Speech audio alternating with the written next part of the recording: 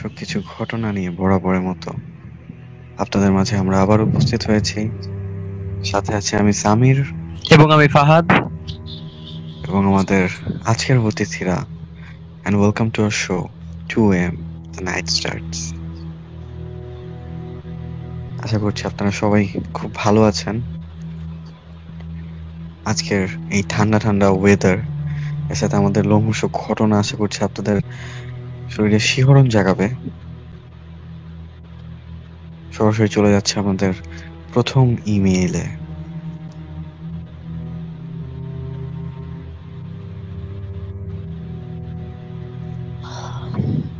আসসালামু আলাইকুম সামির ভাইয়া, আশা করি ভালো আছেন। এই প্রথম আমি 2am দ্য নাইট স্টার্টস এ আমার ঘটনা শেয়ার করছি। আমি মেহরাব, খিলগাঁও গোরান শান্তিপুর থাকি। আজ আমি যে ঘটনাটি বলবো তা আমার নিজের সাথে ঘটা প্রায় 2 বছর আগে। তো কথা না বাড়িয়ে সরাসরি ঘটনায় চলে যাই।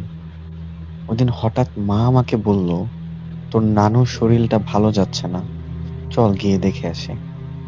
আমিও কিছু না বলে চলে গেলাম নানুর বাড়ি।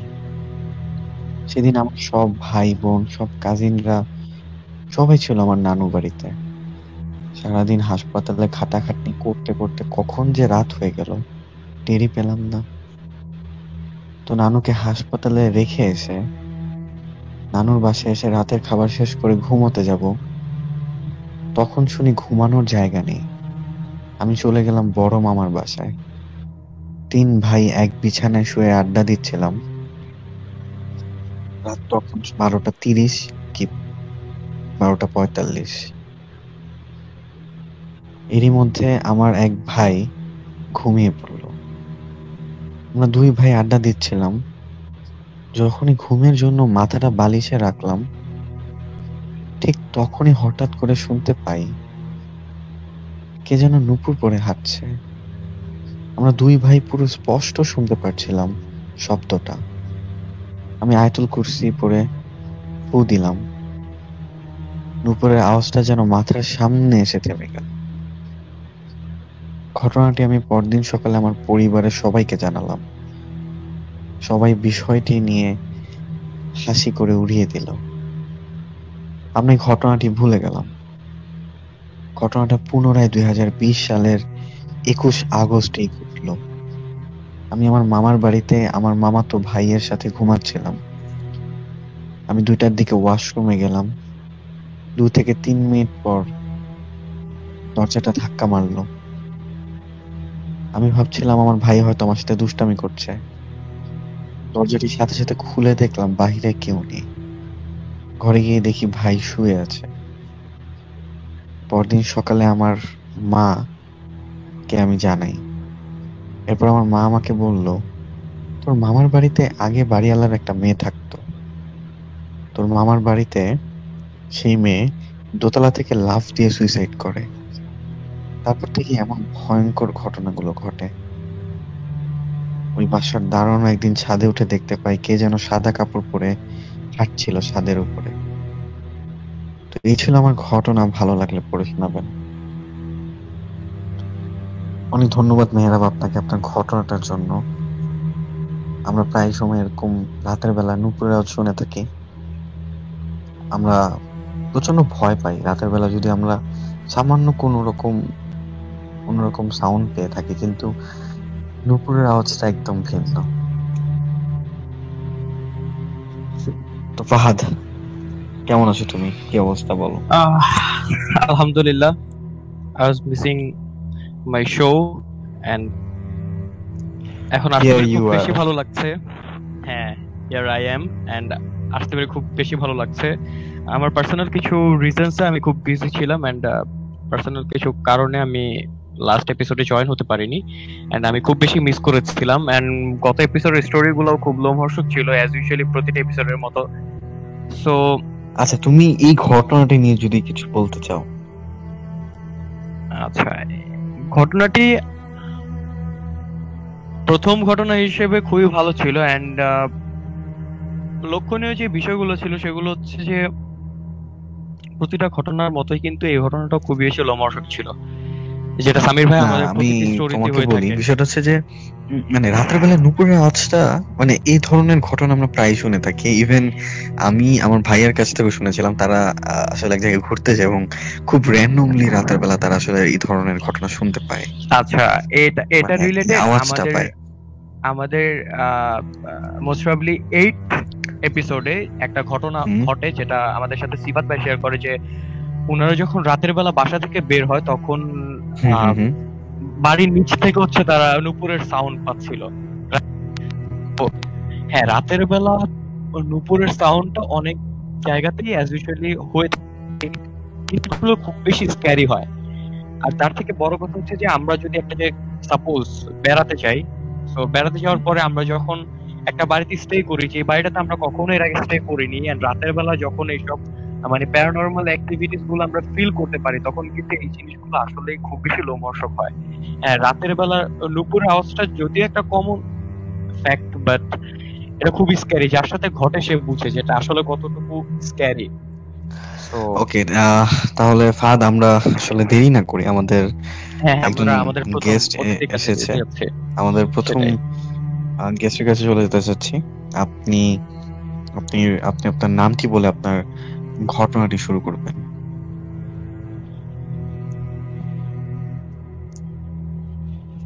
আচ্ছা, তিনি হয়তো কোনো একটি কারণে আমাদেরকে শুনতে পাচ্ছে না। আমি আহ, একটু বলে দিচ্ছি, আমাদের মেল অ্যাড্রেসটি হচ্ছে 2am@the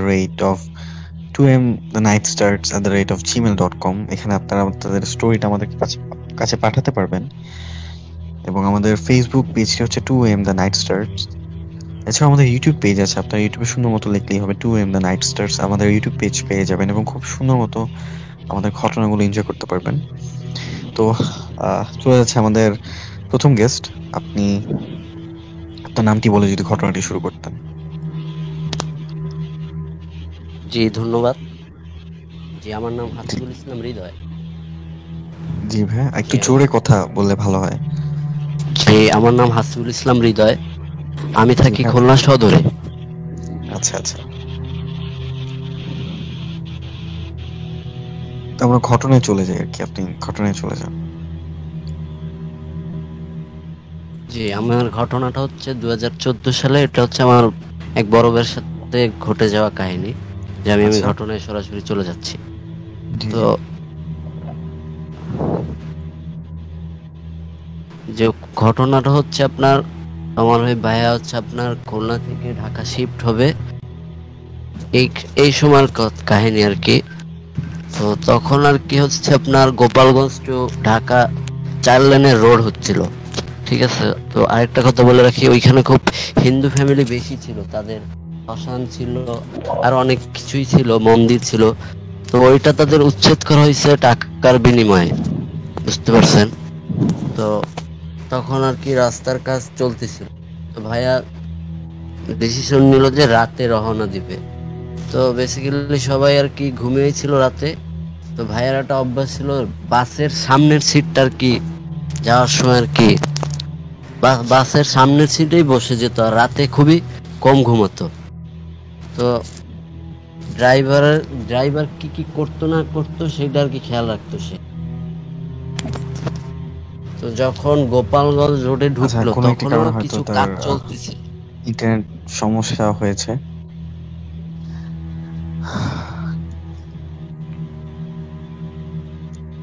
হ্যালো, আচ্ছা, যে আমার কথা জি শুনতে জি পাচ্ছেন আমরা আপনারা? জি জি আমরা জি, শুনতে আমরা পাচ্ছি, এখন আপনি শুনতে পাচ্ছি, কন্টিনিউ করুন। কিছুক্ষণ আগে জি আর জি কি শোনা ছিল না। জি।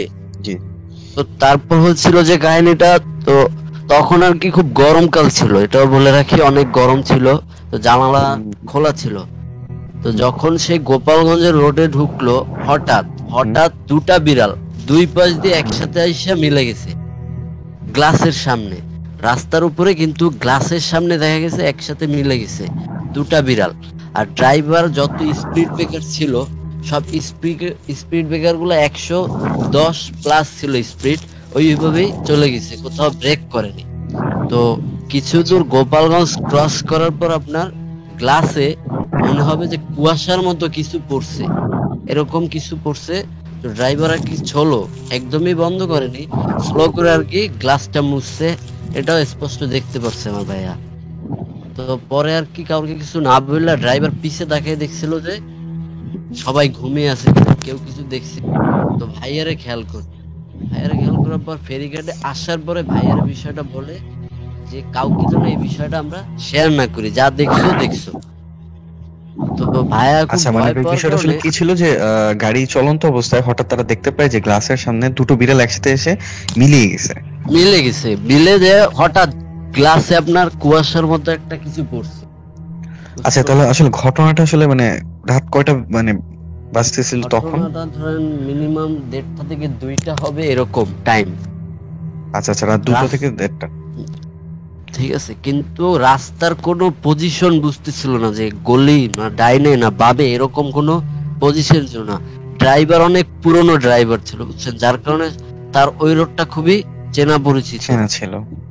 জি, এর জন্য কোনো সমস্যা হয় না। তা সে একটু হুজুর টাইপের ড্রাইভার ছিল, মুখে কিছু পড়তেছিল, ভাইয়া খেয়াল করছে এটা। তো ওইটা যাওয়ার পর ভাইয়া ভয়ে পড়তে অনেক মানে প্রসাবে চাপ দিছিল বিদায় মাইনা আপনার ওয়াশরুমে গেছিল ফেরির, বুঝছেন। তো ওই যে ফেরিটায় উঠছিল ওইটার আবার ওয়াশরুম হচ্ছে পুরুষেরটা ছিল দোতলায়, মহিলাদেরটা ছিল নিচতলায়।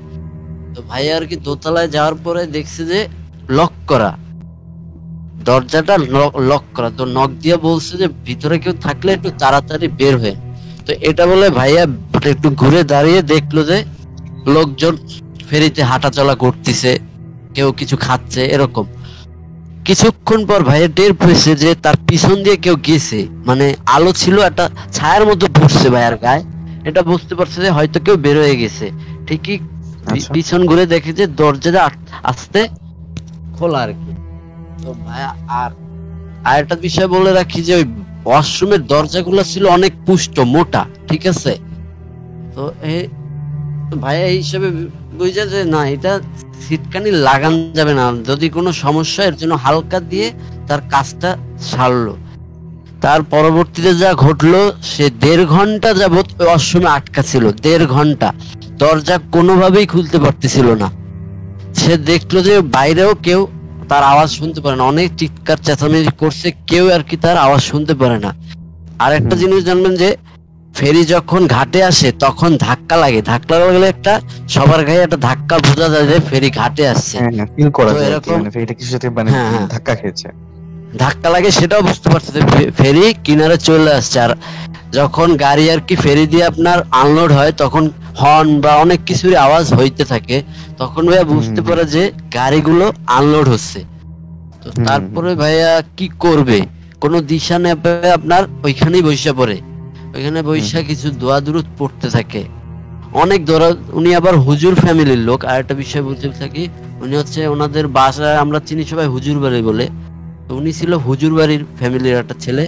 তো উনি অনেক দোয়া দুরুদ পড়ার সাথে সাথে উনি যখন আপনার দোয়া ইউনুসটা পড়লো, সাথে সাথে আপনারা কি বলবো দরজাটা পুরোপুরি মিলে গেছে, ঠিক আছে, পুরোপুরি। আর যে আপনার লাইট ছিল 60 পাওয়ারের, ওইটার কি সাথে সাথে আপনার ফিউজ হয়ে গেছে, বুঝতে পারছেন, ওইটা পুরোপুরি ফিউজ হয়ে গেছে। উনি যখন দরজা থেকে বের হলো তখন উনি ধরেন গরমকাল, কিন্তু ওনার প্রচন্ড শীত করতেছিল, উনি এটা বুঝতে পারে। তো উনি দেখে যে সব গাড়ি নেমে গেছে, তার বাসটা একটু সামনে মানে বের হবে এরকম পজিশনে। তো তারপরে তিনি তাড়াতাড়ি উঠে বাসে উঠলো। পরে যে কাহিনীটা হলো সেটা আর আমাদের বলতে তার মনে ছিল না, সে আর কি ঘুমিয়ে গেছিল বাসের সিটে। এটা ছিল আমার কাহিনী। ওকে, এটা আপনার প্রথম ঘটনা, রাইট? জি, আমার এটা ছিল প্রথম ঘটনা। আচ্ছা, থ্যাংক ইউ। দ্বিতীয় ঘটনা হচ্ছে জি দ্বিতীয় ঘটনাতে আমরা একটু পরে আসবো, অবশ্যই দ্বিতীয় ঘটনাতে আমরা একটু পরে আসবো। দ্বিতীয় ঘটনাটা একটু পরে শুনছি আমরা, আপনার একটু অপেক্ষা করতে হবে। আমরা এর আগে সেটাই সামির ভাই রেকর্ডিং একটা হ্যাঁ ফাহাদ বলো। রেকর্ডিংটা ছাড়ার আগে একটু ইনক্লুড করতে চাচ্ছি, সেটা হচ্ছে তুমি কি একটা জিনিস খেয়াল করেছো? মানে কি? আচ্ছা, বিষয়টা হচ্ছে উনি যখন গাড়ি চালাচ্ছিল তখন টাইমটা কিন্তু 1:30 থেকে 2টা ছিল। তার মানে কি যে ঘটনাগুলো কিন্তু বেসিক্যালি রাতের 2টা নাগাদই ঘটে। হ্যাঁ, হ্যাঁ, এর জন্যই and আমরা আমাদের শোয়ের নাম 2 AM। the night starts exactly, and তার এক্স্যাক্টলি। থেকে বড় বিষয়টা হচ্ছে যে আমার কাছে যেটা একটু মানে লাইক কি বলে যে আমার গুজবাম্পস দিয়েছে সেটা হচ্ছে যে উনি যখন ওয়াশরুমের বাইরে দাঁড়ানো ছিল এন্ড হুম, উনার পিছন দিয়ে যে কেউ একজন বের হয়ে গেছে, হুম, হ্যাঁ, হুম। এটা উনি কিন্তু স্পষ্টভাবে টের পেয়েছে আমি যতটুকু শুনলাম। হ্যাঁ, কিন্তু কে গিয়েছে এটা কি উনি আদৌ বুঝতে পেরেছে, বা কোনো পুরুষ ছিল বা কেউ কি ছিল, এটা কি উনি আদৌ বুঝতে পেরেছে? আহ, এখন সত্যি বলতে অনেক ঘটনার তো আসলে আমরা ব্যাখ্যা আসলে খুঁজে পাই না, তার মধ্যে এটা একটা ঘটনা ছিল, এক্স্যাক্টলি। তাই আমাদের সো কাছে এই ঘটনার আশা। তো থ্যাংক ইউ সো মাচ আপনাকে এত ভাইয়া সুন্দর একটা অনেক বেশি, স্টোরি সেটাই শেয়ার সে করার জন্য, আসলে এন্ড আমরা আসলে অনেক অনেক বেশি এক্সাইটমেন্ট নিয়ে আপনার দ্বিতীয় ঘটনাটা শোনার জন্য অপেক্ষায় আছি। আমরা অতি শীঘ্রই আপনার কাছে আসবো, তার আগে আমরা রেকর্ডিং এ চলে যেতে যাচ্ছি। হ্যাঁ আমরা সামির ভাই, তুমি যদি শুরু করো। হ্যাঁ আমরা আমাদের রেকর্ডিংটা শুনবো, তার আগে আমি বলতে চাচ্ছি যে আপনারা প্লিজ আপনাদের জীবনের ঘটে যাওয়া ঘটনাগুলো কাইন্ডলি আমাদের কাছে শেয়ার করেন, আমাদেরকে পাঠিয়ে দেন যে কোনো ভাবে। আপনারা রেকর্ড করে আমাদেরকে মেইল করতে পারেন, আপনারা আমাদেরকে লিখে পাঠাতে পারেন খুব সহজে। আমাদের মেইল অ্যাড্রেসটি হচ্ছে 2am@gmail.com। আপনাদের যে কোনো ধরনের মতামত যেটাই হোক আমরা সর্বদা চেষ্টা করব সেটা খুব ভালো মতো পর্যবেক্ষণ করার, এবং আপনাদের ঘটনা হলে অবশ্যই আমরা চেষ্টা করবো সেটা প্লে করার। তো চলে যাচ্ছে আমাদের রেকর্ডিং এ, আমাদের ফার্স্ট রেকর্ডিং।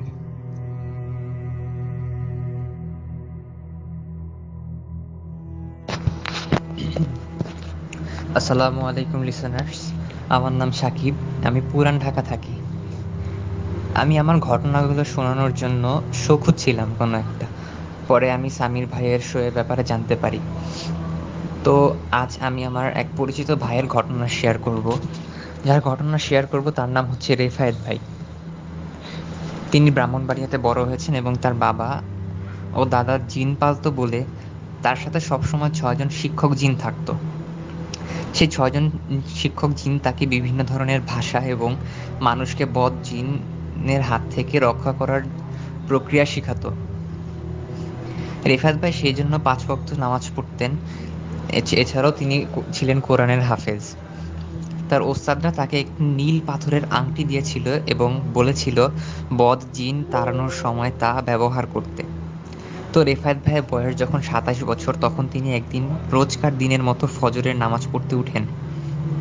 তো নামাজ শেষে তিনি জিক্র করছিলেন, ঠিক তখন তার কাছে তার ওস্তাদ জিনদের একজন এসে বলেন যে, ইয়া রেফায়েত, আজ 2 জন লোক আসবে তোমার কাছে, তাদের সাহায্য তুমি করবে না। বলেই তিনি চলে যান। তো রেফায়েত ভাই তার মতো মনের মতো জিকির করছিলেন এবং ভাবছিলেন যে হঠাৎ এই কথা বলে গেলেন তার ওস্তাদের একজন। তো সকাল 9টায় 2 জন ভদ্রলোক আসে। ভদ্রলোক আসার পর রেফাত ভাইকে তারা তাদের সমস্যা বলে যে ভাই আমরা কিছু সমস্যা আছে, একটু সাহায্য করতে পারলে ভালো হতো। তো রেফাত ভাই তাদেরকে শুরুতেই বলে দেয় যে না ভাই, আমি কোনো রকম সাহায্য করতে পারবো না, আপনারা এখান থেকে চলে যান। পরে তাদের একজন তার রেফাত ভাইয়ের পা জড়িয়ে ধরে কাঁদতে কাঁদতে বলতে থাকে যে ভাই আমার আব্বাকে বাঁচান। রেফাত ভাই পা ছাড়িয়ে নিয়ে বলে, জন্ম মৃত্যু আল্লাহর হাতে, এরকম কথা বলে আমাকে এবং আপনাকে গুনাহগার বানাবেন না, বলুন কি হয়েছে। তখন ওই ভদ্রলোকদের মধ্যে একজন বলতে থাকে যে তার নাম রাকিব। তো তিনি এবং তার পরিবার আমেরিকায় থাকতো আর কি। তিনি এবং তার পরিবার আমেরিকায় থাকতো। তো হচ্ছে গিয়ে ওখান থেকেই তার বাবার মানে আচরণের পরিবর্তন হতে শুরু করে। যেমন তিনি হচ্ছে গিয়ে দুপুরে খেতেন না, রাত্রে খেতেন না, রাতে জেগে থাকতেন, উদ্ভট রকমের শব্দ চেঁচামেচি করতেন এরকম। তো তারা হচ্ছে বিভিন্ন রকমের ডক্টর দেখায়। ডক্টররা বলে যে কোনো কিছু বোঝাচ্ছে না, ধরাও পড়ছে না, শরীর তো সব ঠিকই আছে। তো তারা তাকে বাংলাদেশে নিয়ে আসে যে এই ভেবে যে হয়তো বাঁচবে না, নিজের ভিটে মাটিতে এনে তাকে হচ্ছে গিয়ে মারা যাওয়ার পর কবর দেওয়া হবে। তো তাকে আনা হয় তাদের বাড়ি হচ্ছে নরসিংদীতে নিয়ে আসার পর, তাদের বাড়িতে আনার পর হচ্ছে গিয়ে তাদের মানে তার বাবার আচরণে আরো পরিবর্তন আসতে শুরু করে। তিনি তিনি দেখা যেত যে রাত বিরাতে টিনের চালে উঠে যেতেন, ছাদে চলে যেতেন, টাঙ্কির উপর বসে থাকতেন, বাসায় পাওয়া যেত না, রাস্তায় চলে যেত, এরকম অবস্থা। তো অনেক কবিরাজ টবিরাজ দেখিয়েছেন, কিন্তু কোনো কাজ হয়নি। পরে তাদের এক পরিচিত ভাড়াটিয়ার কাছ থেকে রেফায়েত ভাইয়ের খবর পায়। তো রেফায়েত ভাইয়ের কাছে আসার পর রেফায়েত ভাই এখন রেফায়েত ভাই না করছে দেখে তারা অনেক রকমের অসুবিধা সৃষ্টি হচ্ছে। তো এরকম অসুবিধা হওয়ার কারণে এখন রেফায়েত ভাই বলতেছে যে আচ্ছা দেখি কি করা যায়, আপনারা যান, আপনাদের নাম্বার দিয়ে যান, আমি আপনাদের সাথে যোগাযোগ করব। তো তারা চলে যায়। তো সন্ধ্যার দিকে তাদের ওস্তাদদের রেফায়েত ভাই তার ওস্তাদদেরকে স্মরণ করে। তো ওস্তাদরা আসার পর বলে যে দেখো রেফায়েত, সমস্যাটা কিন্তু খুব জটিল, তুমি পারবে আশা করি। দেখো কালকে যে ও বাসাটা একটু ঘুরে আসো। তো রেফায়েত ভাই ওই দিন রাত্রেবেলা তাদেরকে ফোন দিয়ে জানায় যে পরের দিন সে আসবে। তো পরের দিন দুপুরের পরে বিকেলে 4:30টার দিকে রেফায়েত ভাই নরসিংদীর দিকে রওনা দেন। তো নরসিংদী পৌঁছে স্টেশনে দাঁড়িয়ে তাদের ফোন দেন। তাদের এক ছেলে আসে, ওই যে লোক এসেছিল তার ছেলে আসে তাকে রিসিভ করার জন্য। তো রেফায়েত ভাইকে নিয়ে তিনি রওনা দেন। রাস্তা দিয়ে যাচ্ছিলেন, তো রাস্তার চারপাশে অনেকগুলো বিল্ডিং, কিন্তু তাদের বিল্ডিংটা ছিল 2 তলা বিল্ডিং।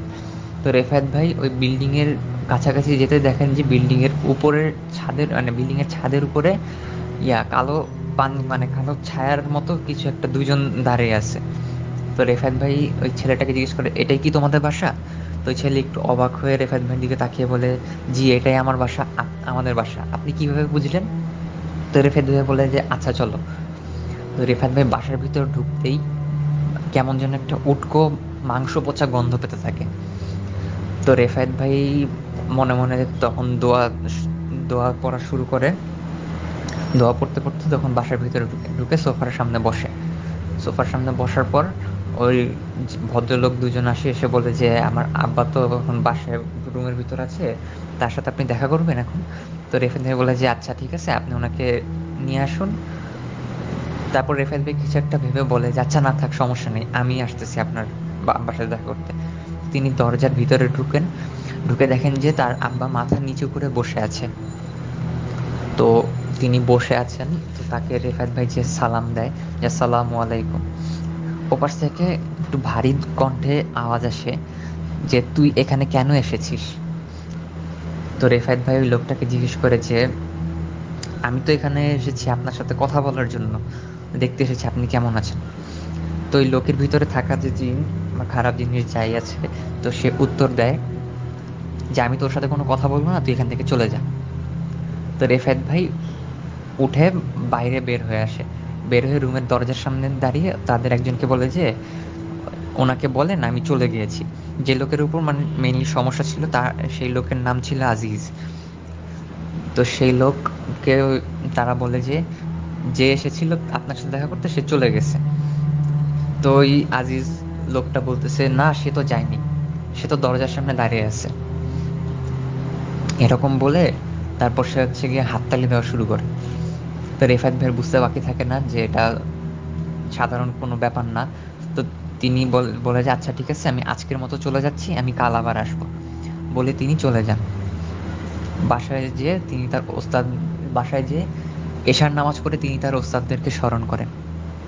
ওস্তাদদেরকে স্মরণ করার পর ওস্তাদের মধ্যে একজন বলে যে তারা এখন যে বাসায় আছে 2 তলা বাসা, তার নিচতলায় একজন হিন্দু ভাড়াটিয়া থাকে। তো সে গিয়ে এই বাড়ি দখল করার জন্য তাদের উপর ব্ল্যাক ম্যাজিক করেছে, এবং ব্ল্যাক ম্যাজিকের 3টে তাবিজ আছে। একটা আছে গিয়ে বাড়িতে ঢুকতে কেচি গেটের সামনে, এবং আর বাকি 2টা ছাদের উপর। কিন্তু এটা যদি আগে তুমি তুলে ফেলো দেখা যাবে যে তাদের পরিবারের ক্ষতি হবে। তো এই ব্যাপারটা তুমি সেই জিনের থেকে বের করে নেবে, এরকম বলে তারা চলে যায়। তো পরের দিন রেফায়েত ভাই ওই মাগরিবের নামাজের পর সেখানে যায়, সেই বাসায় যে ওই লোককে নিয়ে আসন করে বসে বলে যে বাড়ির সব বাতি নিভিয়ে দিবেন এবং 2জন লোক আমার সামনে থাকবেন, ভয় পাবেন না। তো 2জন লোক সামনে দাঁড়িয়ে আছে, আর ওই যে লোকের সমস্যা আজিজ, তো তো তিনি বসে আছেন। তো রেফায়েত ভাই তার হাতে আংটিটা পরে ওনার পাশে বসে, আজিজ সাহেবের পাশে বসে, এবং তাকে বলে যে, তো বলেন আপনি কোথা থেকে এসেছেন? তো তার ভিতরে থেকে বদজিনটা বলে যে, আমি না তোকে আসতে মানা করেছিলাম, তুই আবার এসেছিস কেন?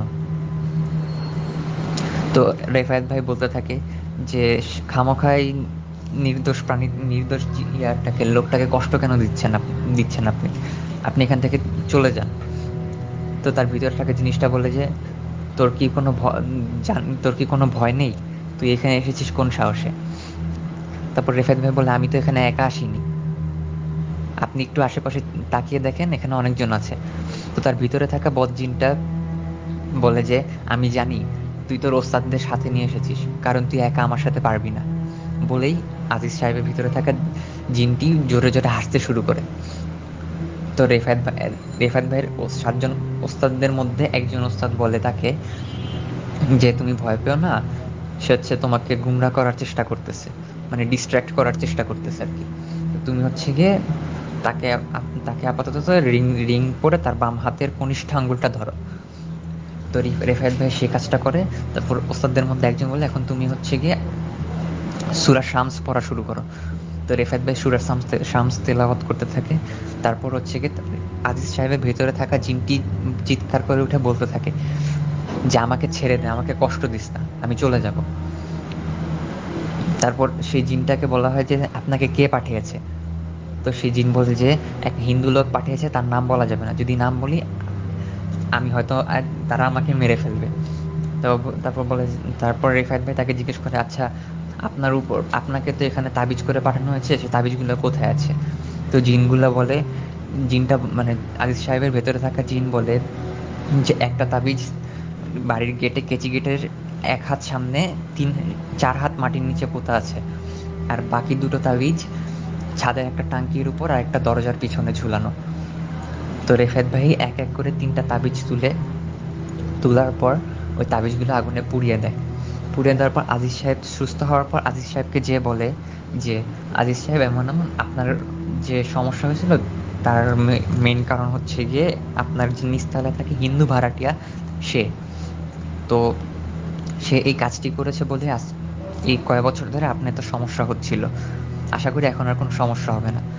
বলে রেফায়েত ভাই সেখান থেকে বিদায় নেয়, এবং সেখান থেকে ফেরত আসার সময় হিন্দু লোকটির সাথে দেখা হওয়ার পর হিন্দু লোকটি বলে যে, আপনি যে কাজটা করেছেন সেই কাজের জন্য আপনাকে একদিন পস্তাতে হবে, আপনি দেখে রেখেন। তো রেফায়েত ভাই বলে দেয় যে, বাঁচানোর মালিক আল্লাহ, সমস্যায় পড়লে আল্লাহ বাঁচাবে, আর দেখা যাবে কি হয়, বলে তিনি সেখান থেকে এসে পড়ে। তো এই ছিল আমার ঘটনা। মাঝে মাঝে একটু বলার মধ্যে আটকে যেতে পারে, আমার স্ট্যামারিং এর প্রবলেম আছে, মানে কথা বলতে বলতে আটকে যাই। তো আশা করি আপনাদের ঘটনাটা ভালো লাগবে। আসসালামু আলাইকুম।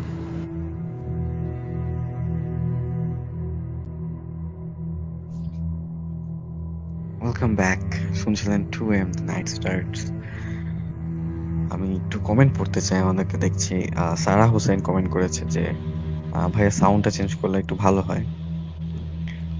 আমরা চেষ্টা করব আমাদের নেক্সট এপিসোডগুলো থেকে সাউন্ডগুলোকে ইমপ্রুভ করার। এবং দেখতে পাচ্ছি যে নাফিম মোনায়েম কমেন্ট করেছে যে, ভাইয়া রাতে ঘুমাতে দিবেন না নাকি?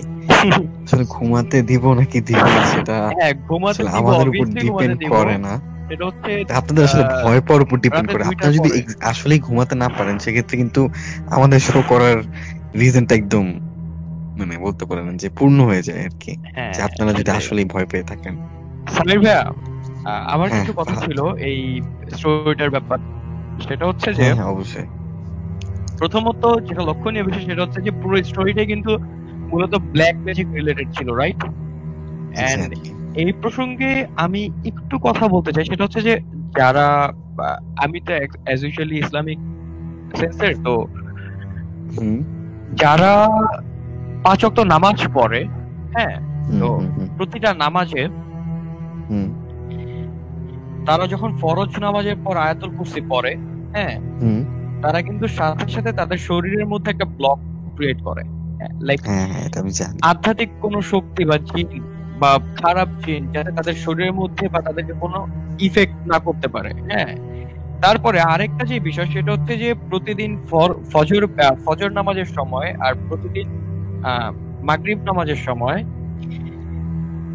নামাজ শেষ করে, মানে পুরো নামাজই শেষ করে যারা যারা হচ্ছে লাইক শরীরটাকে মানে ভালো রাখতে চান এন্ড জিনদের আছর থেকে নিজেকে কমপ্লিটলি মুক্ত রাখতে চান, তারা চাইলে সূরা নাস, সূরা ফালাক এবং সূরা ইখলাস এই 3টা সূরা একসাথে পাঠ করে তার বুকে ফুঁকে রাখতে পারেন, যাতে করে আপনাদের শরীরের যে একটা বন্ধক, আমরা যেটাকে বলি যে বাড়ি বন্ধকের মতো করে, যেটাকে শরীর বন্ধক বলা হয়, এটা আপনারা চাইলে করতে পারবেন। আর ইসলামে কোরআন শরীফের মাধ্যমে ঝাড়ফুঁক করার নিয়ম আছে, হ্যাঁ, so আপনারা এভাবে করতে পারেন। আর আয়াতুল কুরসি অবভিয়াসলি। এন্ড আরেকটা যেটা লাস্ট বিষয় সেটা হচ্ছে যে প্রতিদিন এশার নামাজের পরে প্রতিটা মুসলমানেরই উচিত, এবং মুসলমানরা শুধুমাত্র যারা কোরআন শরীফের জ্ঞান রাখে প্রতিটা মানুষেরই উচিত যে সূরা বাকারার শেষ 2 আয়াত পাঠ করে নিজেদেরকে সম্পূর্ণভাবে কি ঠিক রাখা। এটা শুধুমাত্র আমার কথা না, আর এটা আমি শুধুমাত্র আজকের এপিসোডে বলছি না, এটা ইতিমধ্যে আমি আগের কয়েকটা এপিসোডে বলেছি এন্ড আজকেও বললাম, জাস্ট বিকজ অফ আমরা অনেক ব্ল্যাক ম্যাজিক রিলেটেড স্টোরিজ শুনে থাকি এন্ড দ্যাটস ওয়াই আমি এটা বারবার শেয়ার করি, জাস্ট বিকজ অফ আপনাদের সেফটির জন্য, বিকজ অফ আপনারা যারা যারা আমাদের এই শোটা শুনছেন, হ্যাঁ, আমরা আমাদের সেফটিটা নিয়ে রাখি, বাট আপনারা আপনাদের সেফটিটা কতটুকু নিতে পারছেন এটা কিন্তু আমরা দেখতে পারছি না। এন্ড দ্যাটস ওয়াই আমরা আপনাদেরকে এটা সেফটিটা দিয়ে রাখি, যাতে করে আপনারা নিজেদেরকে সিকিউর রাখতে পারেন। এই জন্য এই কথাটা বলা। সামির ভাইয়া। Okay, so Fahad, thank you for the information. এটা আসলে আমিও জানি, আমিও চেষ্টা করি সর্বদা করার জন্য, কারণ নিজের হ্যাঁ, সেফটিটা অনেক বেশি নিজের কাছে, এবং আমাদের এক্স্যাক্টলি। সবার উচিত যে একটু একটু করে আসলে শিখে ফেলা বা প্রতিটা জিনিস নিজেকে হ্যাঁ, সেভ করার জন্য, কারণ আপনি আসলে কখনোই কাউকে বিশ্বাস করতে পারবেন না যে কে আপনার ক্ষতি করতে চায়, তাই না? সেটাই আবার এমন সেটাই। অনেক সময় দেখা যায় যে আমরা বুঝে উঠতে পারার আগে ব্ল্যাক ম্যাজিকের কারণে আমাদের এতটা ক্ষতি হয়ে যায় যে আমরা মানে হ্যাঁ মৃত্যুর হ্যাঁ হ্যাঁ, কাছাকাছি এটাও চলে একটা যাই, এবং টপিক। সেই মুহূর্তে আসলে এক্স্যাক্টলি। আমাদের মানে বেঁচে ফেরার আসলে মানে ব্যাপারটা আসলে পুরোপুরি খুব রিস্কি হয়ে যায়। তো আমরা আসলে বুঝে উঠতে পারি না, তো আমাদের এন্ড উচিত যে আরেকটা, এগুলা প্র্যাকটিস সেটাই, করা। আরেকটা যেটা বিষয় সেটা হচ্ছে যে ব্ল্যাক ম্যাজিক আপনি কখনো ভাবতেও পারবেন না যে কি কি দিয়ে ব্ল্যাক ম্যাজিক করা সম্ভব। আপনার মাথার চুল দিয়ে, আপনার ছবি নখ। দিয়ে, নখ দিয়ে, হ্যাঁ, তারপর আপনার পরনকৃত জামা কাপড় দিয়ে, তারপর আপনার ব্যবহারকৃত কোনো একটা কিছু দিয়ে যেটাতে আপনার হাতের তারা আর কি ছাপ আছে, চিরুনি থেকে মেইনলি আর কি সেটাই। চুলটা কালেক্ট হ্যাঁ, করে। সো যে কোনো বিষয় যেটা আপনার সাথে হচ্ছে রিলেটেড এন্ড আপনার সাথে কানেক্টেড এন্ড আপনি ওইটাকে ব্যবহার করেছেন, হ্যাঁ, হুম, এই সকল বিষয়গুলো দিয়ে আসলে ব্ল্যাক ম্যাজিক করা যায়। কে করে, আপনার কতটা কাছের মানুষ করে, আপনার কতটা মানে দূরের মানুষ করে, এটা আপনি কখনো you can't even imagine that যে এটা কিভাবে পসিবল হয়ে যায়। আপনি এবং যতটুকু পর্যন্ত চিন্তা নিকৃষ্ট করেন কাজ হ্যাঁ, মনে হয় না আমার আমারও মানে মনে হয় না যে আছে আর আসলে। আছে। এক্স্যাক্টলি। ওকে ফাহাদ, আমরা তাহলে চলে যাই, কারণ আমাদের হাতে আসলে সময় কম। হ্যাঁ আমরা হ্যাঁ, আমাদের আমরা আমাদের এক্স্যাক্টলি গেস্টের সেই সেকেন্ড অতিথির স্টোরিটাতে কাছে চলে চলে যাচ্ছি। যাচ্ছি। এক্স্যাক্টলি। আমাদের ফার্স্ট গেস্ট, আপনি আপনার নাম দিয়ে। ও আচ্ছা, আমি আমি এক্সট্রিমলি সরি, আমি আসলে একটু আগে যে রেকর্ডিংটা পাঠিয়েছে, সে খুব ক্লোজ আমার একটা ভাই, তো খুব ছোট ভাই, তো ও আর কি অনেক কষ্ট করে পাঠিয়েছেন। অনেক থ্যাংক ইউ, হ্যাঁ, ঘটনাটা and খুব সুন্দর করে সে ইয়া গুছিয়ে এটা বলেছে। আমার তরফ থেকে অনেক অনেক ধন্যবাদ যে Right. তার মুখের যে ক্ষমাটা আছে সেটা নিয়েও সে হচ্ছে এত কষ্ট খুব করে সুন্দর মতো গুছিয়ে সুন্দরভাবে বলেছে। এক্স্যাক্টলি গুছিয়ে বলেছে, এটার জন্য অশেষ অশেষ ধন্যবাদ তাকে। ওকে, আমরা আমরা চলে যাই তাহলে হচ্ছে আমাদের প্রথম গেস্টের কাছে। ভাই, আপনি যদি আপনার দ্বিতীয় আবার আপনার নামটা স্টোরিটা। একটু কষ্ট করে আপনার সেকেন্ড স্টোরিটা যদি একটু ভাই বলতেন। জি।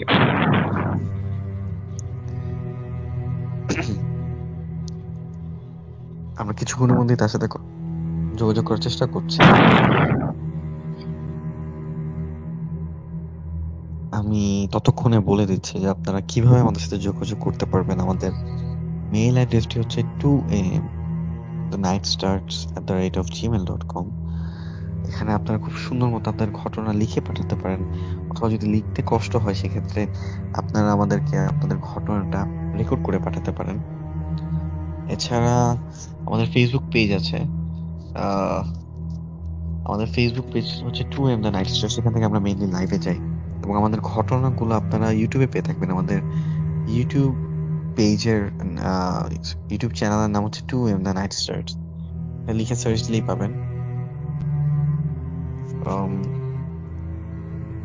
আচ্ছা, আমাদের প্রথম গেস্টের সাথে আমরা যোগাযোগ করতে পারছি না কোনো একটি কারণে। আমি একটু ঘটনায় চলে যেতে চাচ্ছি। ঘটনাটা খুব অন্যরকম একটা একটা ইন্টারেস্টিং একটা ঘটনা, কজ এখন পর্যন্ত শোতে আই ডোন্ট থিঙ্ক সো যে পাগল নিয়ে কোনো ঘটনা আসলে বলা হয়েছে। তা আমি এখন পাগল, মানে আমরা রাস্তায় বিভিন্ন রকম পাগল দেখি। হ্যাঁ, পাগলের ঘটনা একটি।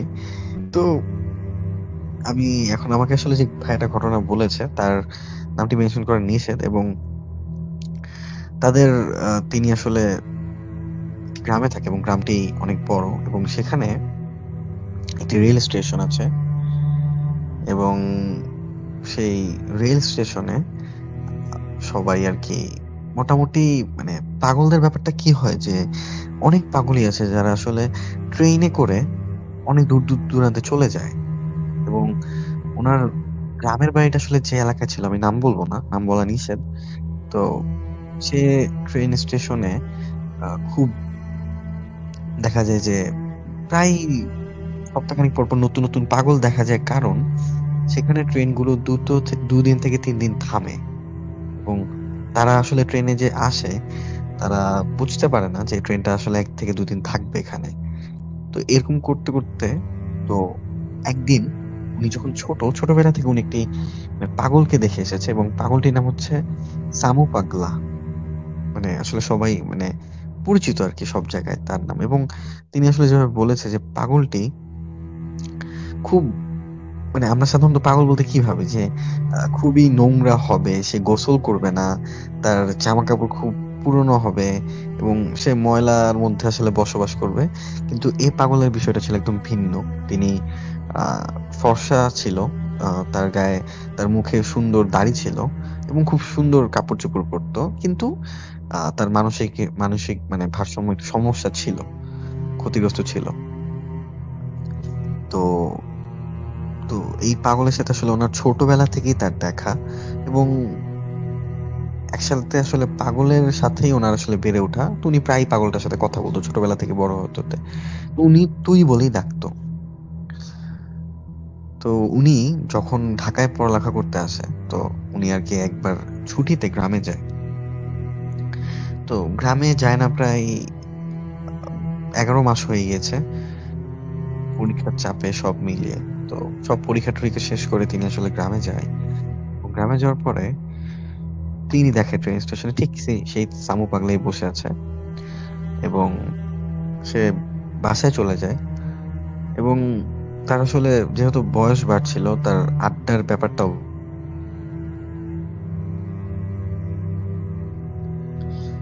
সরি, তার আসলে বয়স বাড়ার সাথে সাথে বন্ধুদের সাথে আড্ডা দেওয়ার বিষয়টিও বেড়ে যায়, এবং তিনি প্রচন্ড আড্ডা দিতে দিতে তিনি আসলে বাসায় ফিরতো রাত 12:30, 1টা। তো প্রথম দিন তিনি আসলে বাসায় ফিরছিল, তো রাস্তার মধ্যে একটি কবরস্থান পড়ে। তো হঠাৎ ডানে বামে কোথাও না, সামনের মধ্যে সেই সামু পাগলা তাকে এসে বলল যে টাকা দে। তো তিনি ভয় পায় না, কারণ পাগলরা আসলে অনেক কিছুই করে, আমাদের সেগুলো আসলে তেমন একটা চমকে দেয় না। তো তিনি নর্মালি তাকে বলে যে আচ্ছা ঠিক আছে, আমি দিচ্ছি, তোকে কত টাকা লাগবে। কারণ তাদের খুব একটা ভালো বন্ডিং ছিল, খুব পছন্দ করতো একজন আরেকজনকে। তো সে আসলে তাকে টাকা দেয় এবং সে চলে যায়, এবং তিনি আসলে তার বাড়িতে চলে যায়। তো এরকম করে সেকেন্ড দিন আসলে সেম ভাবে পাগলটা তার সামনে আসে, ঠিক রাত 12:15, 1টা। তো এই টাইমে আসলে তার আবার ঠিক একই ভাবে টাকা চাচ্ছে। তো টাকা চাওয়ার কারণে উনি আবার টাকা দেয়, কারণ আসলে তখন তার মোটামুটি ভালোই নিজের হাত খরচ ছিল, তো সেখান থেকে আসলে সে দিচ্ছিল তাকে। তো তার পরের দিন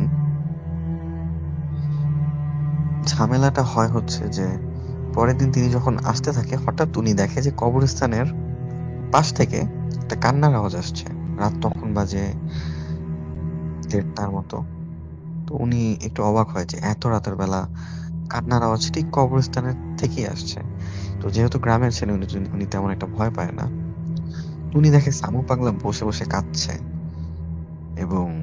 তিনি যখন বলে কিরে কি হয়েছে, তখন সে তাকে রেখে ঠিক উনি যেদিক থেকে এসেছে সেদিকে চলে যায় এবং সেই ভাইটা বুঝতে পারে যে হয়তো তার মন খারাপ কোনো একটি কারণে, তার পিছু পিছু আমি না যাই, সে হয়তো একা থাকতে চাচ্ছে।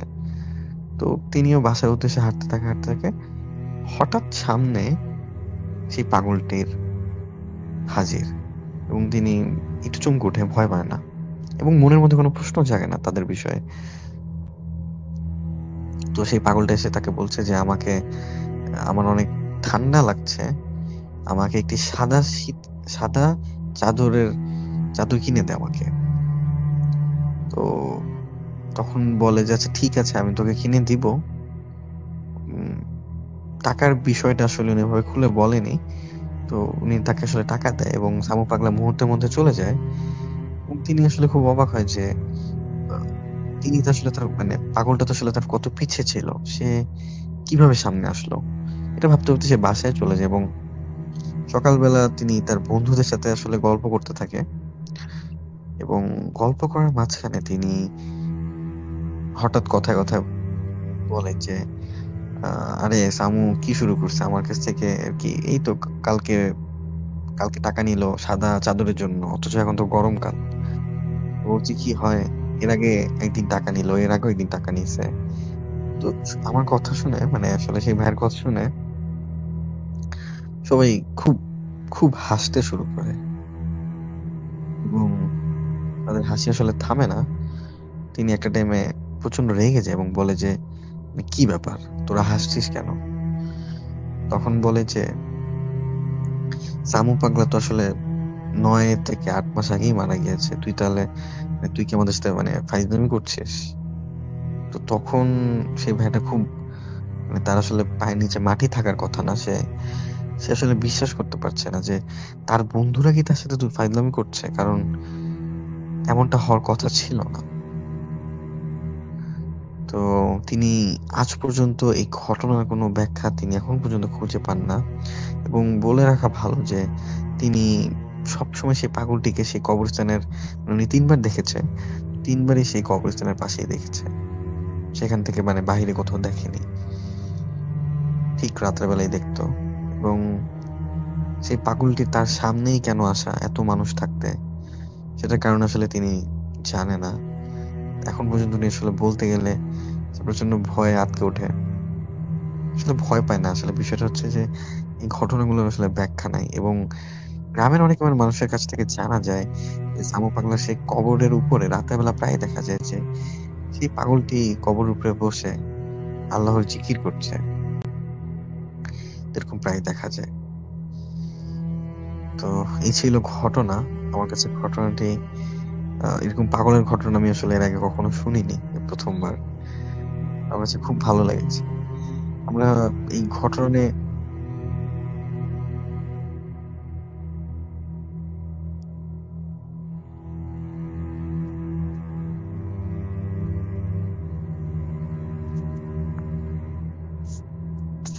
কোনোভাবে হোক সে কিন্তু তার কাছে দেখা দিয়ে যায়। হ্যাঁ, এক্স্যাক্টলি, এটা নিয়ে আমরা তো অনেকবার কথা বলেছি এই বিষয়টা নিয়ে। হ্যাঁ, এরকম আমরা অনেক স্টোরি তো শুনেছি আমাদের একেবারে প্রথম এপিসোড থেকে শুরু করে এখন পর্যন্ত, কিন্তু আমরা এরকম অনেক স্টোরি শুনেছি। আচ্ছা, তো সামির ভাইয়া, আমার কাছে আজকে একটা খুব বেশি স্ক্যারি স্টোরি আছে। কি স্টোরি? খুব বেশি স্ক্যারি স্টোরি।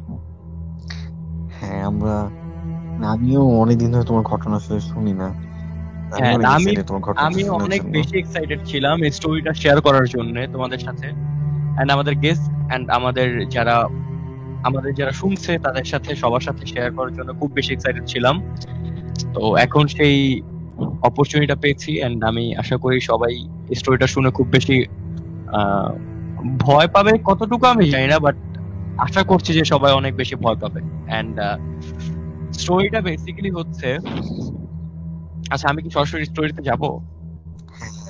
আমাদের হাতে আসলে সময় নেই বলতে পারি। আচ্ছা ঠিক আছে, তো আমি সরাসরি, গেস্ট আসতে পারে না আসতে পারে, বিষয়টা আসলে এখনো কনফার্ম না। হ্যাঁ, উনি তো আনফরচুনেটলি আমাদের সাথে থেকে ডিসকানেক্টেড হয়ে গেছে। আচ্ছা, তো আমি সরাসরি কথা না বাড়াই স্টোরিতে চলে যাচ্ছি।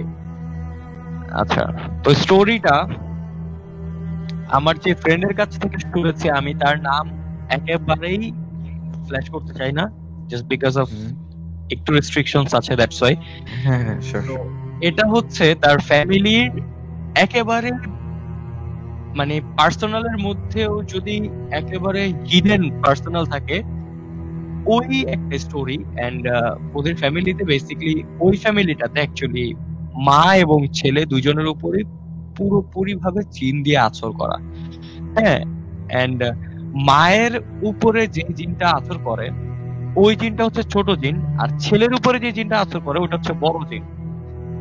তো স্টোরিটা বেসিক্যালি ওই বাড়িতে মানে যে ছেলেটার উপর জিন ভর করে ওরা হচ্ছে দুই। তো ও হচ্ছে বড় ভাই, আর ওর যে অসুস্থ, ওর সাথে কোনো জিনের আচরণ নাই, বা ওকে কখনো জিনরা মানে আচর করার চেষ্টা করে না। তো ঘটনাটা যেদিন ঘটে ওই দিন হচ্ছে উনার ছোট ভাইয়ের বিয়ে হয়। হ্যাঁ, তো বিয়ে হওয়ার পরে উনি নতুন বউ নিয়ে সবেমাত্র বাসায় আসে, চলন থেকে চলন শেষ করে এসে বাসায় আসে। তো বাসায় আসার পরে ওনাদের বাড়িটা থাকে হচ্ছে সম্ভবত 2 তলা, আমার যতটুকু যেভাবে মনে আছে আমি ওইভাবে বলছি। তো ওনাদের বাড়িটা থাকে হচ্ছে 2 তলা, এন্ড ওনার রুমটা থাকে 2 তলাতে, আর ওনার বড় ভাইয়ের রুমটা থাকে নিচ তলাতে এক পাশে, আর ওনার মায়ের রুমটা থাকে আরেক পাশে। হ্যাঁ, তো উনি যখন মানে ওনার মানে ওই বড় ভাইয়ের ছোট ভাই যখন বউ নিয়ে বাসায় আসে, তো ওনারা এসে সাথে সাথে হচ্ছে দরজা লাগায় দেয়। আর ওনাদের বাসায় ম্যাক্সিমাম টাইমে রাতের বেলা হচ্ছে ঘটনাগুলো ঘটে, এমন না যে মিড নাইটে ঘটনাগুলো ঘটে, লাইক সন্ধ্যার পরে 7টা 8টা 9টা বা সর্বোচ্চ 10টা এর মধ্যে একবার মানে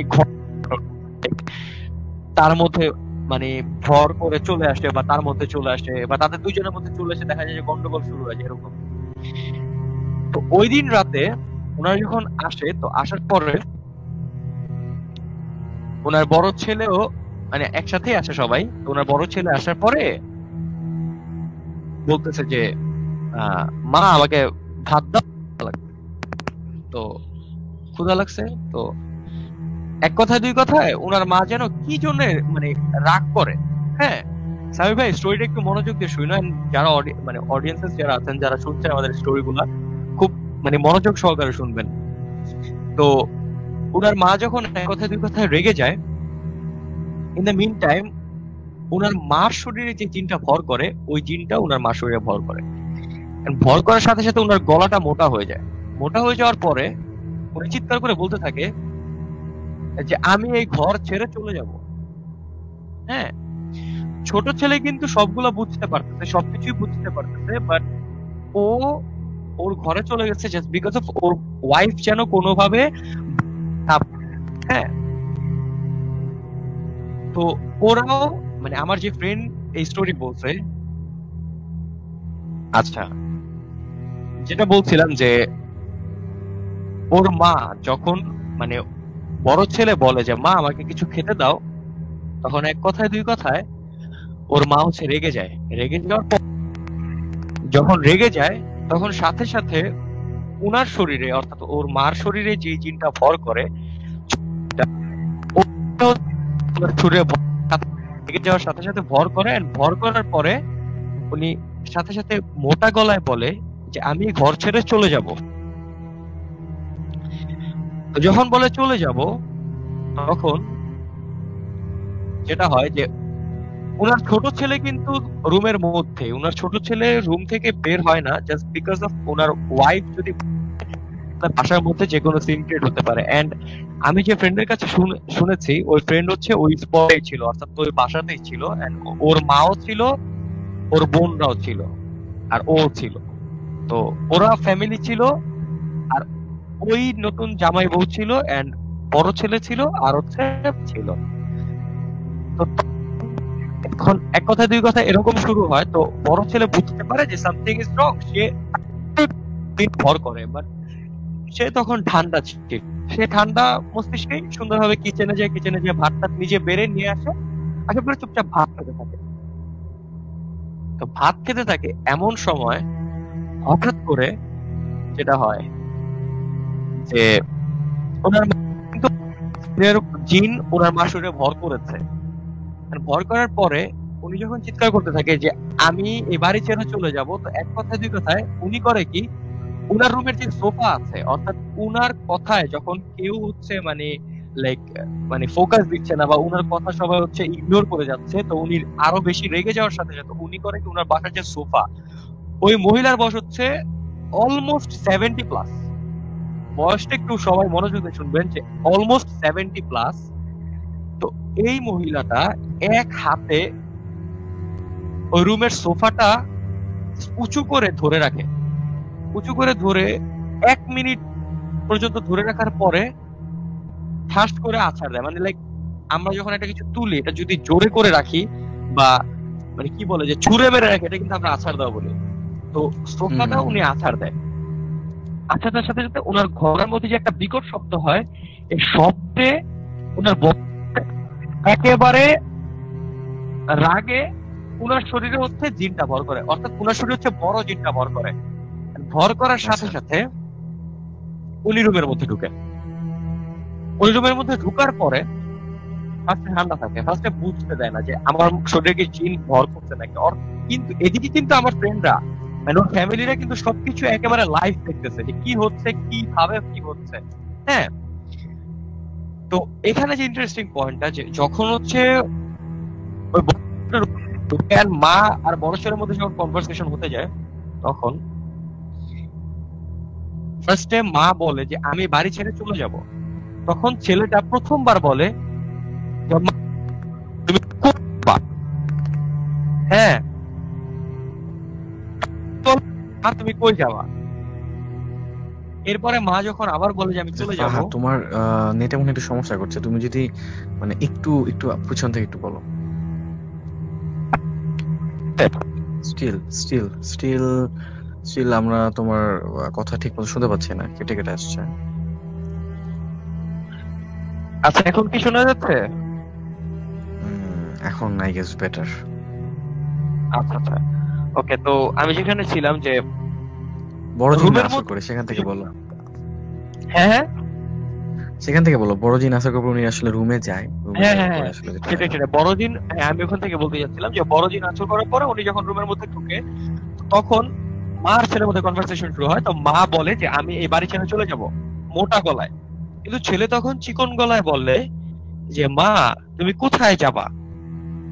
ঠিক আছে, এরপরে সেকেন্ড টাইম যখন মা বলে যে আমি এই বাড়িতে থাকবো না, বাড়ি ছেড়ে চলে যাব, তখনও ছেলে একটু হালকা রাগী গলায়, মানে নিজের শরীরের যে গলাটা, সেই গলা দিয়ে বলে যে তুমি কই যাবা, অর্থাৎ তুমি কই যাবা।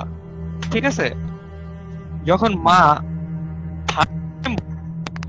যে আমি চলে যাব, তখন ছেলের ভিতরে থাকে যে বড় জিনটা, ওই জিনটা এসে বলে যে তুই কই যাস। তার মানে তুমি মানে বুঝতে পারতেছো আমির ভাই যে বিষয়টা কোথা থেকে কোথায় যাচ্ছে? হ্যাঁ, যে ফার্স্টে বললো যে কোথায় যাবা, তারপরে বলছে কই যাবা, তারপরে বলছে মোটা গলায় যে কই যাবা। হ্যাঁ, এটা বলার সাথে সাথে উনি জাস্ট ওনার মার হাতটা ধরে বসে পড়ে, বসে পড়ার সাথে সাথে উনি যে ওনার ডান হাতটা মুঠ করে, এই মুঠ যতক্ষণ না পর্যন্ত ওর মার শরীর থেকে ওই জিনটা না নামে, ততক্ষণ পর্যন্ত ওই মুঠটা উনি মুঠ করে বসে থাকেন। বিলিভ মি অর নট, ওই মুঠটা আমার ফ্রেন্ড আমাকে যেভাবে বলে যে ওই মুঠটা এত স্ট্রং ছিল যে উনি যদি মুঠটা দিয়ে সোফার মধ্যে করতো, সোফার 12টা বেজে যেত। তার থেকে বড় কথা হচ্ছে ওই মুহূর্তে যদি ওনার মাকে যদি কোনোভাবে ভুলবশত পাঞ্চ করতো, ওনার মা জায়গার মধ্যে স্পট ডেড হয়ে যেত। মানে এতটাই স্ট্রং ছিল হাতের মুঠটা। হ্যাঁ, এন্ড লাস্টলি আমার যেটা ক্লিয়ারলি মনে আছে যে ওনার মা যখন ওনার মা শরীর থেকে জিনটা যখন বের হয়ে যায়, অর্থাৎ লাইক মানে ভরটা 5 মিনিট পরে হচ্ছে ওই বড় জিনটা বড় ছেলের মানে ভর আঁচড় থেকে ভরটা সরায় না, অর্থাৎ ও আস্তে করে ওর শরীরটা ছেড়ে দেন, সাথে সাথে বড় ছেলেটা সেন্সলেস হয়ে পড়ে যায়। কিন্তু আমার কাছে এখানে সবচেয়ে ইন্টারেস্টিং যে বিষয়টা লাগে যে আমি আবার রিপিট করব, ফার্স্টে যে বলে যে কই যাবা, মানে কোথায় যাবা, এরপরে বলে কই যাবা, এরপরে বলে কই চাস। এই জিনিসটা যারা লাইভলি মানে লাইক আমার ফ্রেন্ড যে ফেস করছে ও ভাবে বলছে, এন্ড আমি অবভিয়াসলি ট্রাই করব in the next show or সামনে যে শো গুলো হবে ওকে নিয়ে এসে স্টোরিটা শেয়ার করানোর জন্য ও আরো সুন্দরভাবে বলতে পারবে। আমার যদি কোনো ভুল ত্রুটি থাকে অবশ্যই সেটা ক্ষমা করবেন, বাট আমি আমার যতটুকু ক্লিয়ারলি মনে আছে আমি অতটুকুই আপনাদের সাথে শেয়ার করার চেষ্টা করছি। এন্ড তার থেকে বড় কথা যেটা যে স্টোরিটা আমার কাছে পার্সোনালি এত বেশি ভয়ঙ্কর লাগে যে আমি যখন চিন্তা করি যে লাইক আছর আছে বা যাদের বাড়িটাতে এমন কোনো কিছু আছে যে লাইক এখন দিনের আছর হয়তো বা করবে না, বাট এমন একটা মানুষ আছে যে মানুষটা হয়তো বা চলে গেলে ওই ফ্যামিলির উপর একটা জিনের আছর করতে পারে। হ্যাঁ, সেই ফ্যামিলি গুলা কিন্তু খুব বেশি রিস্কে থাকে যে কখন আমাদের উপর একটা মানে বিপদ ব্যাড আসতে ইফেক্ট পারে। করবে, তারা অলওয়েজ রিস্কের উপরে থাকে। সো এই জিনিসগুলো আসলে খুব বেশি খারাপ। যাদের ফ্যামিলিতে জিনের আছর থাকে তারা বুঝতে পারে যে এটা আসলে কতটা ট্রমাটিক। আচ্ছা ফাহাদ, আমার তোমার আসলে শরীরটা enjoy করে। ইন্টারনেটের সমস্যা করছে, তো আমি আর কি এর জন্য তোমাকে আর সময় দিব না। যাই হোক, ঘটনাটা আমার কাছে মানে আমি ঘটনা আসলে অনেক ডিসকাস করব, বাট এই এপিসোডে না, কারণ ঘটনাটা আসলে খুব ইন্টারেস্টিং। কারণ সেটাই নিজের মা এবং ছেলের একটা একটা কথোপকথন, সেটার মধ্যে একটা জিনের উপস্থিতি, তো ব্যাপারটা খুবই ইন্টারেস্টিং ছিল। যাই হোক, আমি দেরি না করে চলে যাচ্ছি আমাদের প্রথম গেস্টের কাছে। তার আসলে একটু ইন্টারনেটের সমস্যা হয়, যোগাযোগের একটু সমস্যা হয় আমাদের সাথে।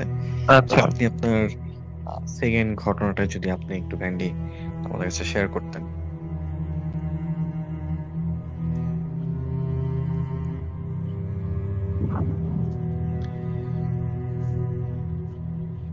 জি, আপনি কি আমাকে আমাদের শুনতে পাচ্ছেন? জি জি জি, আমি শুনতে পাচ্ছি। আপনি আপনার এবার ঘটনাতে আপনার সরাসরি ঘটনাটি চলে যান। সেকেন্ড ঘটনাটি বলেন। যে আমি আগে একটু বলতে চাই, আমি দুঃখিত, আমার নেটে প্রবলেমের কারণে বারবার ডিসকানেক্ট হয়ে যাচ্ছিল। না, কোনো সমস্যা নেই। It's আপনি okay, এত আপনি- কষ্ট করে আমাদের সাথে আসেন রাত সেটাই, যাবত, এটাই সেটাই। অনেক আমাদের কাছে। আপনি সেটাই। আপনার ঘটনাটি চলে যান। জি, আমার ঘটনা হচ্ছে, এটা হচ্ছে আমার বড় ফাহাদ, ভাইয়ের কাছ থেকে। আপনার মাইক থেকে কিছু noise আসছে। যে আমি শুরু করব? জি জি, অবশ্যই অবশ্যই আপনি শুরু করুন। আপনার জি, ঘটনাটি শুরু যে করুন। আমার ঘটনাটা হচ্ছে, এটা হচ্ছে আমার বড় ভাইয়ের কাছ থেকে শোনা, আমার আপন বড় ভাই। তো উনি আর কি আপনার তাবলিগ জামাত করে, এখনো করে। তো উনি আর কি এটা আর কি ওনার সিনিয়র যারা ছিল তাদের কাছ থেকেই শুনে আমাকে আর কি এটা শেয়ার করছিল। আচ্ছা আচ্ছা। তো ওনাদের একটা গ্রুপ ছিল, ধরেন 10-12 জন এরকম আলাদা আলাদা গ্রুপ ছিল, এক এক অঞ্চলে যে আর কি মানুষদের ইসলামের বিষয়ে দাওয়াত দিত, নামাজের বিষয়ে দাওয়াত দিত, এরকম আর কি। তো ওনারা এরকম একটা টিম আপনার বাগেরহাট জেলায় একটা গ্রামে গেছিল, তো 41 দিনের জন্য। তো ওইখানে চিল্লা গ্রামে চিল্লা আর কি। মসজিদ, জি জি, চিল্লা চিল্লা, জি জি, চিল্লা, জি, জি। এক চিল্লার জন্য গেছিল। তো ওইখানে মসজিদটা ছিল খুবই পুরনো। পুরনো আচ্ছা। বলতে ইটগুলো ছিল আপনার 200 বছর আগের, এরকম ইট ছিল, লালসা টাইপের। ও তো my God, অনেক আগের তবে মেরামত করছে, অনেকবার মেরামত করছে, টাইলস করছে নিচে। তো যাই হোক, আমি ঘটনাটা যাচ্ছি। তো ওইখানে ওনারা দিনে দাওয়াত দিত, রাত্রে আর কি ওনাদের নিজেদের ইবাদত করতো। তো ওইখানে আচ্ছা। ধরেন যারা সিনিয়র ছিল তাদের বলে আমির বলা হইতো। তো ওনারা কিছু নিয়ম বলে দিছিল যে কেউ যদি তাহাজুদ নামাজ পড়ে, কেউ যেন সামনের কাতারটা যে না পড়ে, পিছে বা সেকেন্ড কাতারে যে পড়ে। তো একজন আর কি একটু মানে ওনার মতো করেই চলতো। উনি বলছে যে সামনের কাতারে পড়লে কি সমস্যা, আমরা তো বাইরে দিয়ে আসছি, পিছের কাতারে কেন যাব। তো উনি আর কিছু কিছু ক্লিয়ারলি বলে না, বলছে আপনি যদিও পড়েন তাহলে বেশি রাত করে পড়েন না, আবার পিছনের কাতার চলে আসে বা ঘুমানোর আগে। তো উনি কি করছে, নামাজ ওনার আবার একটু হাঁটুতে সমস্যা ছিল, তো উনি বসে নামাজ পড়তো বেশিরভাগই। উনি নামাজ পড়ার শেষে মোনাজাত ধরছে, বলছে একটু শুয়ে দোয়া দরুদ পড়ি। তো উনি ডাইন কাত হয়ে শুয়ে মোনাজাত মানে দোয়া দরুদ পড়তে পড়তে ঘুমিয়ে গেছে এমনও। তো হঠাৎ ওনার ধরেন মাগরিব না, মাগরিব বলি কেন, ফজরের কিছুক্ষণ আগে, মিনিমাম 4টা কিংবা 3:30 এরকম টাইম হবে, ওইখানে আবার ঘড়ি ছিল না, ঠিক আছে। ওই টাইমে ঘড়ি খুবই কম ছিল, ওনারা সূর্য দেখে বা দিনের আলো দেখে এরকম আর কি নামাজের টাইমটা নির্ধারণ করতো। তো উনি আচ্ছা, আচ্ছা। হঠাৎ কিছু মনে হলো যে ওনার পাশে কেউ নামাজ পড়তেছে, এরকম অনুভব করছে যে সূরা পড়ে বা সেজদায় যায়, রুকুতে ওঠে, বুঝতে পারছে। উনি হয়তো ভাবছে যে সাথীরা আছে, তারা হয়তোবা তাহাজ্জুদ নামাজ পড়তেছে। তো আচ্ছা, কিছু আধা ঘন্টা এরকম বুঝতে পারতেছে যে নামাজ পড়ে, আবার কিছুক্ষণ পর ওনার ঘুমটা ভেঙে যায় হঠাৎ। এখন ফিরে দেখে যে সিরিয়ালে প্রথম সারির উনি বাদে প্রত্যেকটা কাতারে, মানে প্রথম কাতারে এক একজন করে আছে, আর এক একজন জুব্বা পরা। এটা বুঝতে পারে। উনি আর উপরের দিক তাকায় না, উনি পার দিক তাকায়। এখন জুব্বা পরা, ওনার কি চোখে কিছু ঘুম ছিল, উনি বুঝতে পারছে হয়তো বা ফজরের নামাজের সময় হয়ে গেছে, এর জন্য সবাই সুন্নাত পড়তেছে, আমি আর একটু 2 মিনিট ঘুমাই। তো হঠাৎ ওনার ঘুমটা একদমই ভেঙে যায়। ভেঙে যাওয়ার পর উনি সোজা হয়ে যায়। সোজা হয়ে দেখে যে এক একজনের উচ্চতা আপনার পিলার ছাড়াইয়া, মানে মসজিদ ছাড়াইয়া চলে গেছে, কিন্তু মুখটা আর কিছু দেখাচ্ছে না, আপনার জুব্বাটা পরা ওইটা বোঝা যাচ্ছে। তো উনি আর ওইখান দিয়ে কিছু না করে আবার অপর সাইড ডান পাশ ঘুরে শুয়েছিল। তো ওই টাইমটা উনি ফজরের নামাজও পড়েনি। পরের দিন সকালে ওনারা আর মসজিদে খুঁজে পাওয়া যায় না। তো ওনারা খুঁজে পাওয়া যায় না, পরে ফোনে আলাপ চায়, উনি বাসায় চলে আসে। তো তারপরে সবাই সাথীরা আর কি 41 দিন পুরা না করে চলে আসে। আইসা ওনার কাছে বিষয়টা শুনতে চায় যে কি হয়েছিল, আপনি হঠাৎ এরকম জামাত ছাইরা কেন চলে আসলেন। উনি বলতে চায় না, যদি ওনার কোনো ক্ষতি হয়। তো ওই আমির উনি জিজ্ঞেস করছিল, আপনার ভয় নাই, আপনি বলেন, কারণ মসজিদ হচ্ছে একটা পবিত্র জায়গা, ওইখানে কোনো খারাপ কাজ বা আপনার কোনো ক্ষতি হওয়ার সাহস কারো হবে না। তখন আর কি বিষয়টা খুইলা বলছিল যে এরকম আমি ফজরের কিছুক্ষণ আগে যখন বাম কাতে শুই, তখন দেখি প্রথম সারি আমি বাদে প্রত্যেকটা কাতারে জুব্বা পরা এক সিরিয়ালে মানুষ নামাজ পড়তেছে একভাবে। তখন আমি ওনাকে ওইটা বিষয়টা খুলে বলো যে আমি আপনাকে কেন নিষেধ করছি, কারণ তাহাজ্জুদ টাইমটা জিনদের নামাজের টাইম থাকে, তখন তারা ইবাদত করে সামনের কাতারগুলোয়, সামনেরটা এবং সেকেন্ড কাতারটায়। সেকেন্ড কাতারে সবাই থাকে না, কিন্তু সামনের কাতারটা তারা পূরণ করে, এটা হচ্ছে তাদের নিয়ম। এর জন্য আমি বারবার আপনাকে সামনের কাতারে বলছি নামাজ পড়েন, যখন ঘুমানোর টাইম হবে তখন আপনি ফিরে চলে আসছেন। আপনি একটা ভালো কাজ করছেন যে তখন ওঠেন নাই, যদি ওইটা আসতেন তাহলে আপনারা আর আমরা খুঁজে পাইতাম না। কারণ জিনরা যখনই দেখে যে মানুষ তারা দেখা পালাইছে, তখন তারে গুম করে দেয়। কোথায় গুম করে দেয় এটা কেউ জানে না। এটা ছিল আমার ঘটনা। Thank you so much. আপনার সেকেন্ড ঘটনাটার জন্য আসলে এই ঘটনাটা সামির ভাইয়া, এটা জাস্ট সিরিয়াসলি লোমহর্ষক ছিল। এটা সিরিয়াসলি খুব বেশি। হ্যাঁ, এরকম অনেক এটা ঘটনা খুব শুনেছি, যেরকম আসলে আমার যারা লাইফে চিল্লা শোনা দিতে ওয়ান যায়। অফ দ্য রেয়ারেস্ট ঘটনা। এটা আমার লাইফে শোনা ওয়ান অফ দ্য রেয়ারেস্ট ঘটনা অফ অল টাইম। আচ্ছা, ঠিক আছে, আমি ঘটনা নিয়ে বলছি। তার আগে আমি ভাইয়া আপনাকে অনেক বেশি ধন্যবাদ অনেক জানাতে বেশি চাচ্ছি আপনার ধন্যবাদ। এক্স্যাক্টলি ঘটনাটার জন্য, এবং আমরা আশা করব যে আপনি খুলনা থেকে আরো অনেক ধরনের ঘটনা আমাদের কাছে নিয়ে আসবেন এক্স্যাক্টলি এবং আমাদের সাথে থাকবেন। জি, অবশ্যই। আশা করছি And আপনার ঘটনাটি।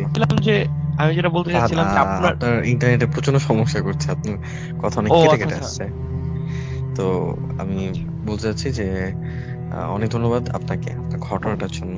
এবং এ ধরনের ঘটনা আমরা আসলে কম শুনতে পাই এই কারণে, কারণ যারা আসলে চিল্লায় যায় তাদের সাথে আসলে দেখা যায় সরাসরি এই বিষয়ে কথাবার্তা বলা হয় না, বা তারা আসলে তেমন একটা বলে না। সেটাই। তো যাই হোক, আপনি আমাদের সাথে ঘটনাটি শেয়ার করেছেন। আশা করছি আপনি আমাদেরকে আরো কিছু ঘটনা পাঠাবেন। এবং আমি দেখতে পাচ্ছি অনেকেই আমাদের পেজে আসলে ফলো করছে। তো আপনারা আসলে ফলো করবেন, আপনারা ফলো দিয়ে আমাদের পেজে লাইকও দিবেন। এতে করে আপনার আমাদের পেজের আপডেট জানতে পারবেন আমরা কবে কখন শো করছি। বেসিক্যালি আমরা হচ্ছে বৃহস্পতিবার রাত 12টা বাজে শো শুরু করি, এবং চেষ্টা করি প্রতি বৃহস্পতিবার করার।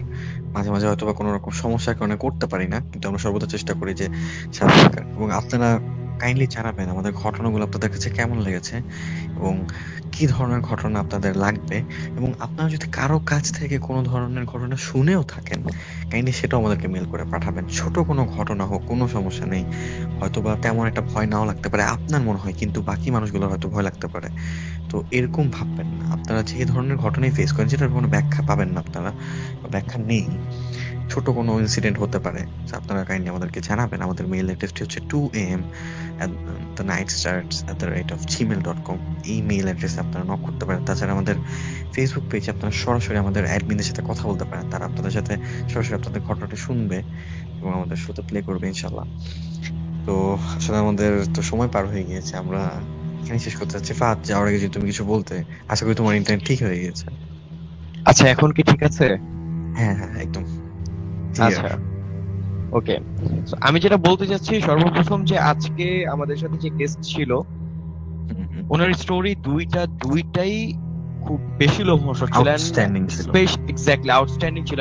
লাস্ট স্টোরিটা জাস্ট ওয়াজ ফ্যাবুলাস, এন্ড এটা আমার লাইফে শোনা one of the rarest story of all time. এটা আমি আগেও বলছিলাম, হয়তো বা নেটের জন্য শোনা যায়নি, বাট এখন আমি ক্লিয়ারলি বলছি।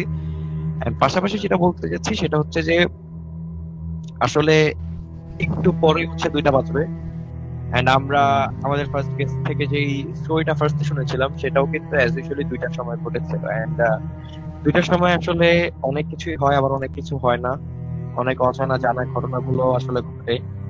সো আপনাদের সাথে কি ঘটবে বা কি ঘটতে যাচ্ছে সেইগুলো শোনার অপেক্ষা আসলে আমরা আছি। আমরা সর্বদা অপেক্ষায় আছি যে আপনি কখন আপনার স্টোরিটা আমাদের সাথে শেয়ার করবেন, এন্ড স্টোরি শেয়ার কিভাবে আমাদের সাথে করবেন সেটা আজকে সামির ভাই আপনাদেরকে আবার শেষে বলে দিবে। এন্ড সেটা বলার সাথে সাথে আমি আপনাদের কাছ থেকে আজকে বিদায় নিচ্ছি। আসসালামু আলাইকুম। সামির ভাই, তুমি যদি বলো। সো এটাই, সবাই আমাদের জন্য দোয়া করবেন, আমরা যেন আপনাদেরকে আরো ভালো ভালো ঘটনা পাঠাতে পারি, এবং আমাদের শোয়ের কি কি জায়গায় ইমপ্রুভ করা উচিত এবং কোন কোন জায়গায় আসলে চেঞ্জেস আনা উচিত। এবং আমি একটা জিনিস বলতে চাচ্ছি যে আপনাদের মধ্যে যদি কেউ ইন্টারেস্টেড থাকেন আমাদের শো নিয়ে কাজ করার বা আমাদের সাথে কাজ করার, কাইন্ডলি আমাদের পেজে সরাসরি নক দিতে পারেন। আমরা আসলে এরকম কাউকে চাচ্ছিলাম যারা আসলে আমাদেরকে হেল্প করতে পারবে, এবং আমরা লাইক ইউর মোস্ট ওয়েলকাম। কোনো সমস্যা নেই, কোনো ইন্টারভিউ লাগবে না, জাস্ট আমাদের একটা নক দিলেই হবে। আমরা ট্রাই করবো সর্বদা আপনার সাথে ইনস্ট্যান্ট যোগাযোগ করার, আপনি যদি আসলে ইন্টারেস্টেড থাকেন। সেটাই। সো এই ছিল আমাদের ঘটনা। আশা করি আজকের প্রতিটা ঘটনা আপনাদের ভালো লেগেছে, এবং আমরা চেষ্টা করব যে এরপরে আরো ভালো ভালো ঘটনা আপনাদেরকে দেওয়ার জন্য। তো সে পর্যন্ত অপেক্ষায় থাকুন। ইনশাল্লাহ আগামী বৃহস্পতিবার একই সময় রাত 12টায় চোখ রাখুন আমাদের page 2am the night starts এ। সে পর্যন্ত সবাই ভালো থাকুন, সুস্থ থাকুন। আল্লাহ হাফেজ, আসসালামু আলাইকুম। আসসালামু আলাইকুম।